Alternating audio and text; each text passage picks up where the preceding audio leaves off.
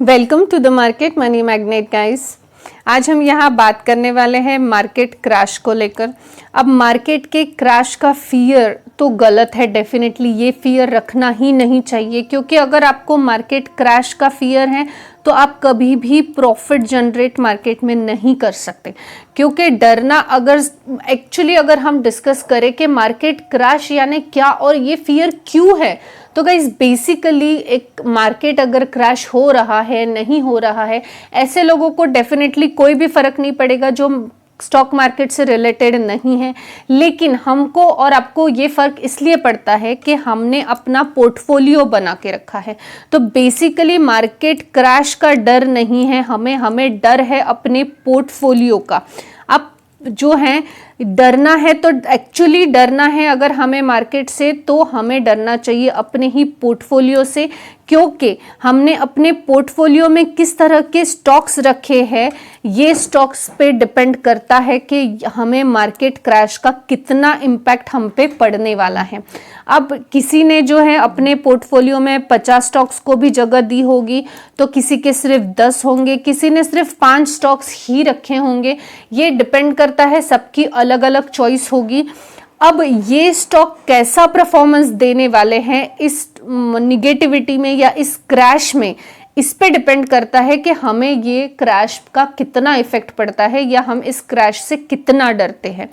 अब जो है ये तो क्लियर है कि मार्केट क्रैश का फियर जो है ये हमारे सिर्फ पोर्टफोलियो पे डिपेंड है और वो स्टॉक्स पे जो स्टॉक्स जो है हमने कैसे रखे हैं। अब सवाल यहाँ पे ये है कि मार्केट क्रैश होगा तो पोर्टफोलियो में जो स्टॉक्स है वो स्टॉक्स भी निगेटिव होंगे ही, डेफिनेटली होंगे। ऐसा तो होगा नहीं कि पूरा मार्केट क्रैश हो रहा है और हमारे पोर्टफोलियो के जो स्टॉक्स है सिर्फ वो अच्छा परफॉर्मेंस, हायर परफॉर्मेंस दे रहे, ऐसा तो होने नहीं वाला। अब मार्केट में आने के बाद क्रैश का डर रखना सही डेफिनेटली नहीं है। क्यों नहीं है?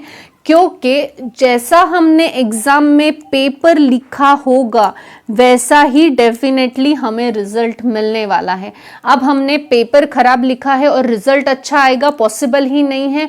अगर हमारा पेपर जो है ये टॉप क्लास 100% सॉल्व था तो हमारा रिजल्ट खराब आएगा, ऐसा भी नहीं होगा।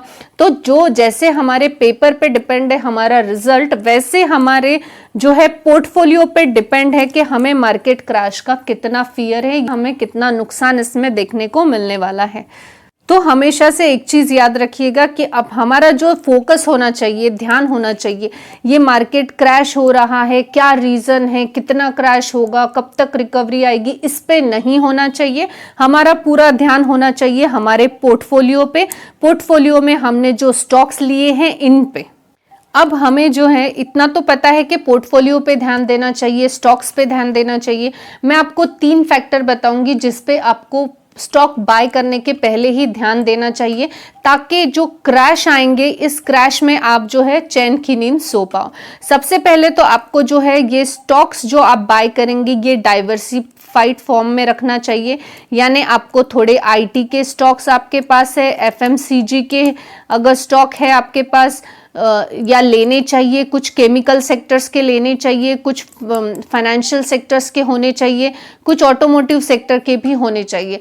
तो आपने जो भी स्टॉक्स लिए हैं ये डाइवर्सिफाई फॉर्म में रखना चाहिए। सेकंड चीज जो आपको यहाँ पे मोस्ट इंपॉर्टेंट करनी है वो ये है कि आपने अगर आईटी सेक्टर अच्छा परफॉर्म कर रहा है और अगर एफएमसीजी सेक्टर अच्छा परफॉर्म नहीं कर रहा है तो आपके एफएमसीजी के स्टॉक इमीडिएट आपको सेल करके आईटी के बाय कर लेना चाहिए। ये स्ट्रेटेजी बिल्कुल गलत होती है, ऐसा नहीं करना चाहिए, क्योंकि स्टॉक मार्केट जो है कभी एक सेक्टर टॉप पे होता है तो कुछ टाइम में वो सेक्टर हमें डाउन में दिखता है, और डेफिनेटली कोई सेक्टर अगर अच्छा परफॉर्म इस बार नहीं कर रहा है तो अगली बार वो अच्छा परफॉर्मेंस देता हुआ हमें देखने को मिलता है।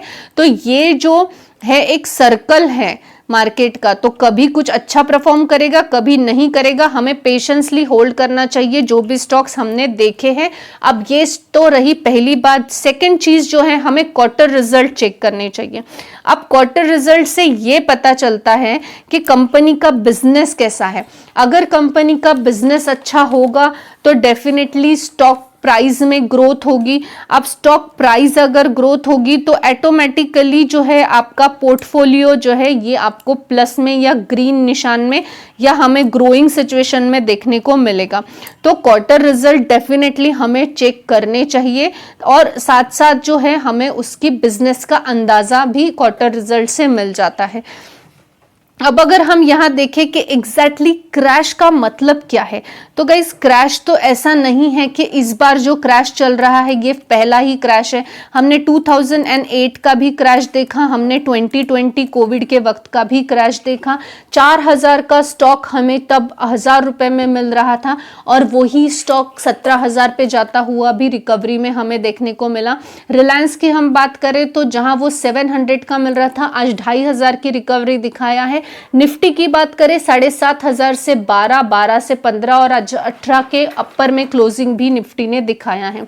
तो क्रैश तो कुछ नया डेफिनेटली नहीं है, क्रैश आते जाते रहेंगे।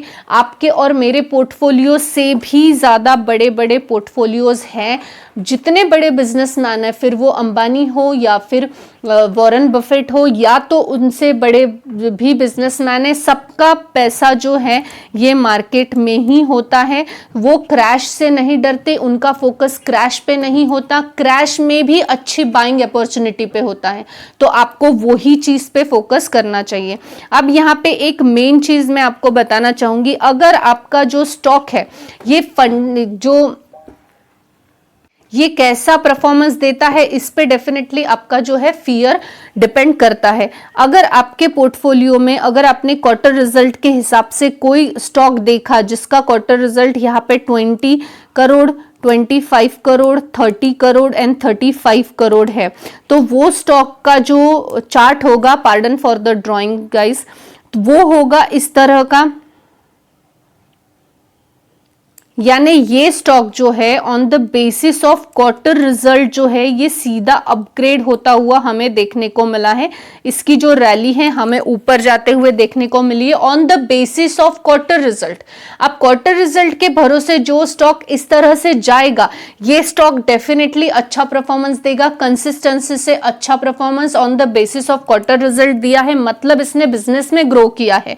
यानी अगर क्वार्टर फर्स्ट में Q1 में इसने 20,000 का सेल किया होगा तो Q2 में जो है ये स्टॉक ने डेफिनेटली 40,000 का सेल किया होगा, Q3 में उसने 60,000 का किया होगा और Q4 में 100,000 करोड़ का सेल किया होगा या प्रॉफिट जनरेट किया होगा। इसीलिए इसका स्टॉक का चार्ट जो है ये इस तरह से एकदम ऊपर जाता हुआ दिखेगा। इसके ही अपोजिट अगर हम देखें किसी कंपनी का क्वार्टर रिजल्ट -30, -20, -22 एंड -90 इस तरह का है तो इसका जो चार्ट बनेगा, ये जो चार्ट बनेगा वो इस तरह से बनेगा, ठीक है। अब ये जो चार्ट बनेगा, ये वाला स्टॉक जिनके क्वार्टर रिजल्ट में दम नहीं था फिर भी ये ऊपर भागा है, यानी ये चार्ट जो बना है ये न्यूज़ के बेसिस पे या ऑपरेटर के भरोसे बना है। ऐसे स्टॉक्स का कोई भविष्य हमें देखने को नहीं मिलता। हमें हमेशा क्वार्टर रिजल्ट के बेसिस पे जो स्टॉक्स ग्रो करते हैं उनमें इन्वेस्ट करना चाहिए, उनको अपने पोर्टफोलियो में जो है जगह देनी चाहिए। अब आप समझ ही गए होंगे कि आपका डर मार्केट क्रैश के लिए नहीं है, आपके पोर्टफोलियो के लिए है।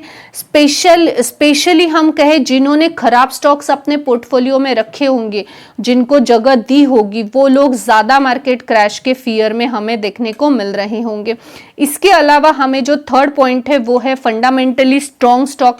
अगर स्टॉक फंडामेंटली स्ट्रॉन्ग होगा तो डेफिनेटली कम बैक करेगा, यानी क्वार्टर रिजल्ट अच्छे हैं, फंडामेंटली स्टॉक अच्छा है तो डेफिनेटली कम बैक करेगा। अब हम यहाँ पे एक एग्जांपल देखेंगे, आप देख सकते हैं जो स्टॉक फंडामेंटली स्ट्रॉन्ग है वो डेफिनेटली क्वार्टर रिजल्ट के भरोसे ऐसा जाएगा, क्रैश के वक्त डेफिनेटली वो भी क्रैश होगा। ऐसा नहीं होता कि क्रैश के वक्त कोई भी स्टॉक एज इट इज रहे और पूरा मार्केट क्रैश हो जाए। मार्केट क्रैश हो रहा है तो स्टॉक भी क्रैश होगा, स्टॉक क्रैश होगा तो नीचे आएगा, लेकिन जो कम बैक है वो सेम पॉजिटिव रैली हमें देखने को मिलने वाली है फंडामेंटली स्ट्रॉन्ग स्टॉक की। इसके ही वाइस वर्सा अगर हम जाए और फंडामेंटली वीक स्टॉक देखें, जैसे कि हमने प्रीवियसली एग्जांपल देखा था कि क्वार्टर रिजल्ट कंटिन्यूसली माइनस में थे, स्टिल स्टॉक जो है ऑपरेटर के बेसिस पर या किसी न्यूज के बेसिस पर हमें हाई जाता हुआ दिखा। वो इस तरह हाई तो जाएगा, मार्केट क्रैश होगा तो वो भी क्रैश होगा, लेकिन वो रिकवरी नहीं दिखाएगा और यहीं पे कहीं पे हमें वापस देखने को मिलेगा, क्योंकि ये स्टॉक जो है फंडामेंटली स्ट्रॉन्ग स्टॉक देखने को हमें नहीं मिला।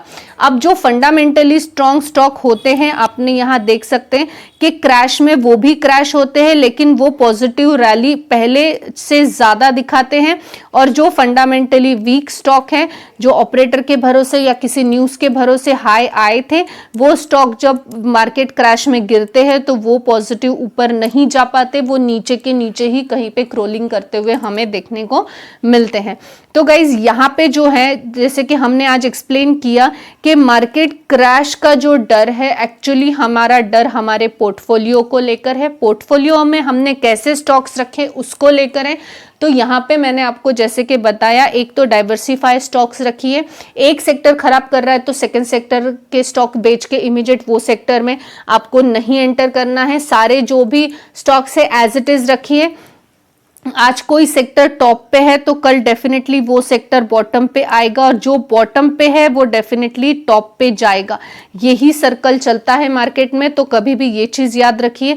सेकंड, तो आपको क्वार्टर रिजल्ट डेफिनेटली चेक करने चाहिए कंपनी के, कि क्वार्टर रिजल्ट के बेसिस पे स्टॉक अगर भागा है तो वो स्टॉक फायदे का है। अगर क्वार्टर रिजल्ट खराब है और फिर भी स्टॉक भाग रहा है तो डेफिनेटली वहां पे ऑपरेटर का वास्तव्य हमें देखने को मिलता है, जैसे कि सुज़लॉन एनर्जी।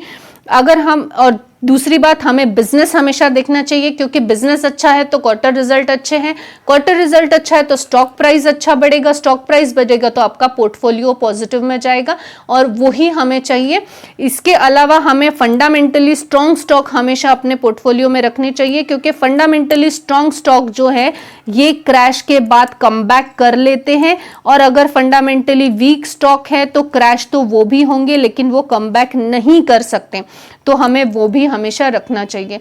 तो आई होप गाइस आपको समझ गया होगा कि ये क्रैश के माहौल में डर आपको बेसिकली किस चीज का है, एंड आई होप कि आप आपके पोर्टफोलियो पे ज्यादा फोकस करेंगे रादर देन के क्रैश और क्रैश के कॉजेस पे। आई होप गाइस आपको इंफॉर्मेटिव लगी होगी। Thanks for watching.